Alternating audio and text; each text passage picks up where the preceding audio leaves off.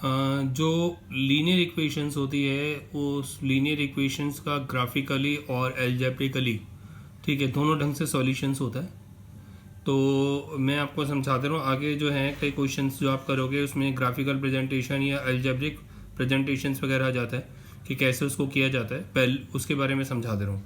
मान लीजिए मैंने कोई भी इक्वेशंस ले ली, जैसे ये 3x minus 5y equal to 8 और 4x plus Y equal to 9, ठीक है।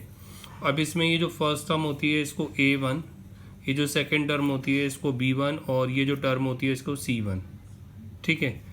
इसी तरह से ये टर्म ये a2 हो गया, इसके आगे कुछ नहीं है तो 1 एज्यूम करते हैं, तो ये b2 हो गया और ये 9 हो गया। अच्छा, इसमें एक चीज़ और भी ध्यान रखनी है, आप देखेंगे दोनों जो इक्वेशन है दोनों इक्वेशन के इक्वल टू में कोई ना कोई डिजिट लिखी हुई है, जैसे 8 लिखा है 9 लिखा है। कई ऐसे भी क्वेश्चन होते हैं जिसके इक्वल टू में 0 लिखा होता है, ठीक है। कई ऐसे भी क्वेश्चन होंगे जिसके एक इक्वेशन के इक्वल टू में 0 होगा, दूसरी इक्वेशन के इक्वल टू में 0 नहीं होगा।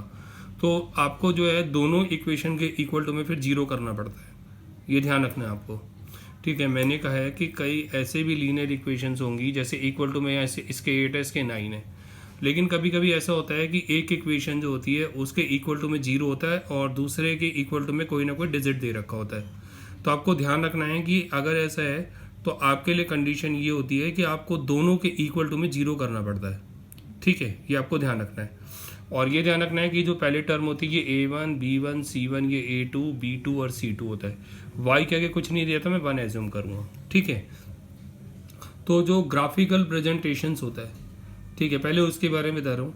ग्राफिकल मान लीजिए आप कोई भी जो है सॉल्व करते हैं, जैसे मैंने आपको ये दोनों इक्वेशन दी थी, ये वाली ये दोनों इक्वेशंस जैसे आप 9th में सॉल्व करते थे 3 सॉल्यूशन निकालते थे, तो मान लीजिए कि आपने उसके 3 सॉल्यूशन निकाले, ठीक है। और ग्राफिकली जब आपने उसको ड्रॉ करा तो वहाँ पे इंटरसेक्टिंग लाइंस आ गई, इंटरसेक्टिंग लाइंस, ठीक है। तो वो जो इंटरसेक्टिंग लाइंस होती हैं, ठीक है, उनको हम यूनिक सॉल्यूशन कहते हैं एल्जेब्रिक मोड पर, यूनिक सॉल्यूशन, ठीक है। तो इसमें जो है 3 तरह की होती है, कि इंटरसेक्टिंग होती है, एक कोइंसिडेंट्स होती है और एक पैरेलल लाइंस होती है। तो इसमें जो है ये जो इंटरसेक्टिंग लाइन है, मतलब वो तो आप ग्राफ भी ड्रॉ करोगे और अगर लाइन इंटरसेक्ट हो रही है, जैसे कि ये मान लीजिए आपने ग्राफ बनाया और ग्राफ बनाने के बाद लाइन इस ढंग से आ रही है, ठीक है, तो आप खुद ही समझ जाओगे कि इसका जो ग्राफ है वो इंटरसेक्टिंग लाइंस को रिप्रेजेंट कर रहा है, ठीक है। दूसरा, कोइंसिडेंट लाइन जो होती है इसका मतलब ये होता है कि आपने इक्वेशन को सॉल्व करा, जैसे ये वाली इक्वेशन है, पहली इक्वेशन को सॉल्व करा, दूसरी को सॉल्व करा, ठीक है, और ग्राफ बना लिया। ग्राफ बनाने के बाद ग्राफ कुछ ऐसे बना, ये। तो अब दिक्कत ये है कि आप ये कह रहे हो कि भैया इक्वेशन तो 2 थी, यहाँ पे इक्वेशन यहाँ 2 थी, एक ये वाली थी और एक ये वाली थी, लेकिन जब ग्राफ बनाया तो ग्राफ में सिर्फ एक लाइन आ रही है, यानी जितने भी पॉइंट्स है, चाहे पहली इक्वेशन है चाहे दूसरी इक्वेशन है, उसके सारे के सारे पॉइंट जो हैं अगर वो एक ही लाइन के ऊपर आ जाते हैं तो उसी को हम कोइंसिडेंस लाइंस कहते हैं, ठीक है, वही कोइंसिडेंस लाइंस है हमारी, ये ध्यान रखना है। और जो तीसरा वाला है ग्राफिकली में, जो तीसरा वाला है वो होता है पैरेलल लाइंस। पैरेलल लाइंस का सिंपल सा मतलब है कि जो जैसे आप लाइन ड्रॉ करोगे, पहला ग्राफ आएगा, फिर इसके इधर एक और लाइन आ जाएगी या इधर आ जाएगी, या ऐसे मतलब लाइनें जो होंगी वो पैरेलल होंगी। पैरेलल का मतलब आपको पता है कि जो 2 लाइनें होंगी उनके बीच में जो डिस्टेंस होगा वो इक्वल होगा, ठीक है, तो वो पैरेलल लाइंस होगी। तो ये ग्राफिकल प्रेजेंटेशंस है, लेकिन इसमें सिर्फ ग्राफिकल ही नहीं, एल्जेब्रिक जो है प्रेजेंटेशन भी पता होना चाहिए। उसके लिए आपको क्या करना पड़ता है कि सॉल्व करना पड़ता है। जैसे आप a1/a2 को सॉल्व करोगे, ठीक है, फिर उसके बाद b1/b2 को सॉल्व करोगे।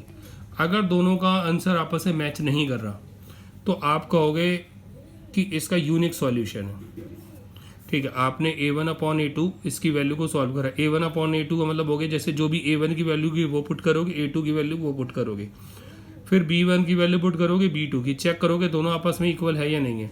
अगर दोनों आपस में इक्वल नहीं है तो आप कहोगे कि ये यूनिक सॉल्यूशंस है, ठीक है। एक तो ये, एक ये है a1/a2 की वैल्यू निकालोगे, फिर b1/b2 की, अगर इन दोनों की वैल्यू इक्वल है तो ही आप c1/c2 की वैल्यू निकाल सकते हो। अगर इन दोनों की वैल्यू इक्वल आएगी तो आप c1/c2 पे जाओगे और चेक करोगे कि जो है ये आपस में सारी वैल्यूज़ मिलती है नहीं मिलती। अगर तीनों वैल्यूज़ आपस में मिलती है तो उधर आप कहोगे ये इनफाइनाइट मैनी सॉल्यूशंस है, ये इनफाइनाइट मैनी सॉल्यूशंस है। अगर a1/a2 निकाला ठीक है, ये एक एक करके निकालना है। मतलब सबसे पहले आप a1/a2 निकालोगे, फिर b1/b2 निकालोगे। अगर ये दोनों बराबर आ गए, इन दोनों के आंसर बराबर आ गए, तो आप c1/c2 निकालोगे। और अगर उसका भी आंसर बराबर आ गया तो आप कहोगे कि ये इनफाइनाइट मैनी सॉल्यूशंस है। ठीक है, थर्ड और लास्ट कंडीशन क्या है कि आपने a1/a2 निकाला, वो b1/b2 के तो इक्वल आ गया, लेकिन वो c1/c2 के इक्वल नहीं आ रहा। अगर ऐसा है कि पहले दो तो मिल रहे हैं लेकिन तीसरा आपस में नहीं मिल रहा है, तो उसे आप नो सॉल्यूशन कहोगे। ठीक है, तो ये एल्जेब्रिक एक्सप्रेशंस के लिए मैंने आपको बताया कि कई बार जो होता है वो एल्जेब्रिक सॉल्व करना होता है। ग्राफिकली तो वही है कि जैसे आप 9th में सॉल्व करते थे वैसे ही। एल्जेब्रिक जो है वो थोड़ा सा अलग होता है। उसके लिए आपको ध्यान रखना है कि एल्जेब्रिक के 3 सॉल्यूशन होते हैं, यूनिक, एक इनफाइनाइट मैनी सॉल्यूशन और एक नो सॉल्यूशन। ठीक है, इसी के ऊपर क्वेश्चंस आता है। क्वेश्चंस में जो है आपको यही वो पूछेंगे कि इसका जो सॉल्यूशन है वो कौन सा, यूनिक है, इनफाइनाइट है या नो सॉल्यूशंस है। हाँ, ये भी पॉसिबिलिटी है कि कई बार वो क्वेश्चन में खुद बता देते हैं कि यूनिक है या इनफाइनाइट है या मैनी सॉल्यूशन है, लेकिन उस कंडीशंस में वो किसी वेरिएबल्स की जो वैल्यू है वो पूछ लेंगे, जैसे के की वैल्यू पूछ ली या ए और बी की जो वैल्यूज है वो पूछ ली। ठीक है, तो वो मैं जो नेक्स्ट क्वेश्चंस कराऊंगा उसमें आपको समझा दूंगा।